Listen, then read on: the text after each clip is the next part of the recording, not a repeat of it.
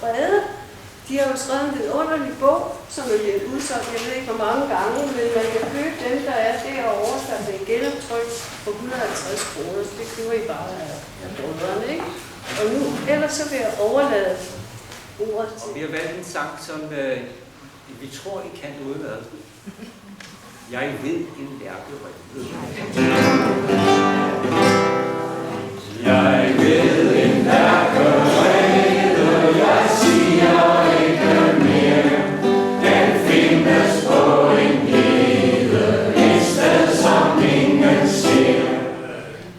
Sko på, og så gik han med slips, eller også havde han en ternet butterfly. Og han så så ejendomlig ud i mine øjne. Jeg tror, at hvis Niels Hausgaard han skulle beskrive ham, så ville han sige, at Magister Petersen han gik i noget meget spændende tøj. Men, og en lille episode omkring ham i min parallelklasse, der var, som han selvfølgelig havde i geografi, der var en af pigerne, Kirsten, der var kommet op til tavlen og stod på denne her forhøjning, der er langs med tavlen. Og hun var pænt udviklet, men hun havde ikke forberedt sig godt nok til geografitimen, så hun gik hurtigt i stå. Og så havde han jo den skavank, at han godt på de unge piger. Han var meget interesseret i det. Så da hun gik i stå, så stillede hun sig op i positur og skød brystet lidt frem. Og blev stående sådan.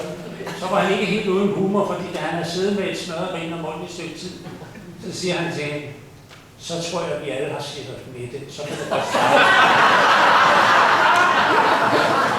Min mor kom fra en snedkerfamilie oppe i Himmerland, Østerhurup.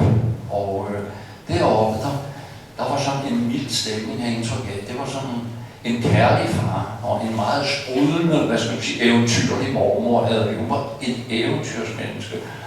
Og modsætning fars familie, som mere var hårdere og sådan lidt brutale. Der var mange tæsk. Og det vil jeg ikke så sige. Jeg synes ikke, mit hjem det var præget af, at vi fik tæsk i. Jeg fik nogen på huden, men det er nok også fortjent. Jeg kan huske en gang i skolen, der skulle vi samle ind til de fattige. Og læreren holdt en lang rørende tale over disse stakkels mennesker, som henslæbte en kummerlig tilværelse og ikke havde råd til ret meget. Men ellers så havde vi et dejligt liv der med, som vi kan sige, vi havde ikke fjernsyn til at genere vores sociale udvikling, og vi udviklede, vil jeg så sige, fordi vi ikke havde fjernsynet, men måtte læse, og så bruge det tredje øje, som ligger heroppe et sted. Men der var også en anden ting i skolen, og nu håber jeg ikke, at I tager mig det hele op, hvis jeg går lidt under bæltestedet. Det var altså, det var det seksuelle. Jeg kan huske, at vi havde seksualundervisning. Og hun hed Bræstrup. Og hun var en meget sød dame. Jeg ved det ikke. Jeg fattede ikke skid af, hvad hun sagde. Hun sagde, det eneste jeg kan huske, hun sagde, det var, ja, hun sagde, ja, altså, jeg ved godt, det er dejligt at være forelsket, men man skal passe på. Og jeg tænkte, hvad skal man passe på? Jeg vidste sgu da ikke noget. Og det havde givet mange problemer, spekulationer og alt muligt. Ja, jeg skal til at slutte, siger jeg.